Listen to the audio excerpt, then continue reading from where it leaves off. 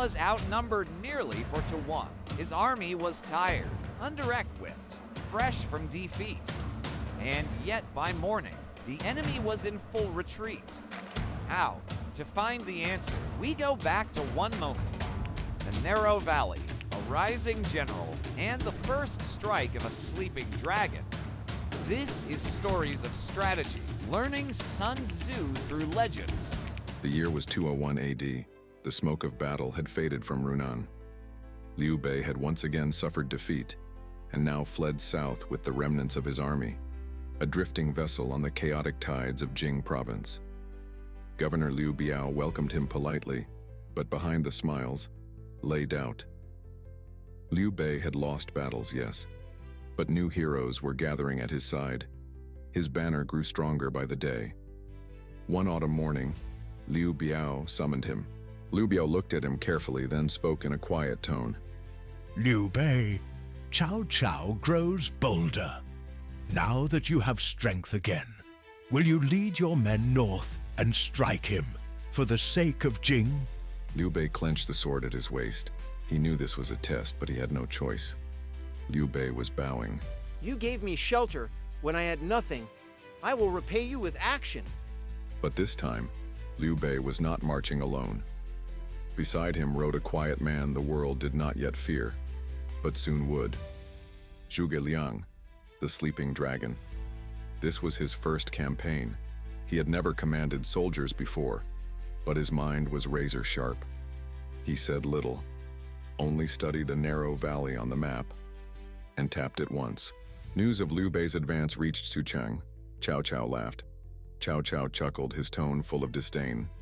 That defeated stray dares tug the tiger's whiskers? He sent Xiahou Dun and Yu Jin to crush him. Xiahou Dun thumped his chest and grinned. Leave it to me. I'll bring you Liu Bei's head myself. The two sides met at Yeyang under a blazing sun. Chao's army marched in force, over 30,000 men, fully armed and confident. They outnumbered Liu Bei's troops nearly 4-1. Liu Bei had just 8,000, a patchwork of loyal veterans, new followers, and soldiers still recovering from earlier defeats. But he showed no fear. Liu Bei raised his sword.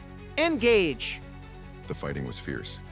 Despite the odds, Liu Bei's troops pushed back. But halfway through the battle, he gave a sudden command. Suddenly, Liu Bei shouted, Retreat! Head for Bowang! Was he panicking, or was it something else? Xiahou Dun laughed. A beaten dog dares run again. Let's see what tricks he thinks he has left. Yu Jin cautioned. That valley Bowang is narrow. Could be a trap. Xiahou Dun scoffed. From him, he's already lost. Advance! By dusk, they reached Bowang. The setting sun lit the valley in gold. Tall reeds rustled in the wind. The entrance was narrow. Still, they pressed forward. As the bulk of Chao's army entered the valley, Liu Bei raised his flag. In an instant, the trap was sprung. Arrows rained from both slopes. Boulders and logs crashed from above. Panic spread. Xiahou Dun tried to rally the troops. But then came the final blow. From behind, Zhuge Liang's hidden force surged in. They didn't just attack. They cut off the only exit. The valley became a furnace. Reeds ignited. The wind fed the flames. Smoke swallowed the sky. Trapped between fire and steel, Chao's soldiers screamed, scattered, and burned.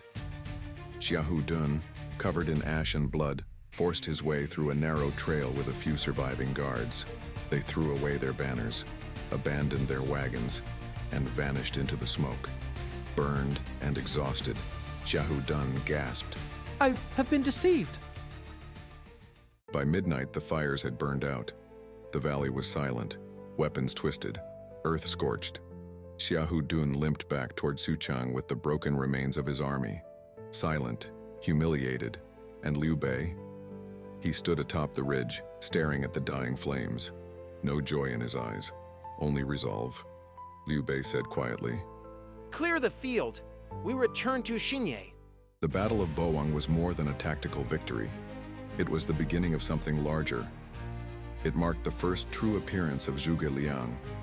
His strategy, deception, terrain, fire, transformed defeat into dominance. The sleeping dragon had struck.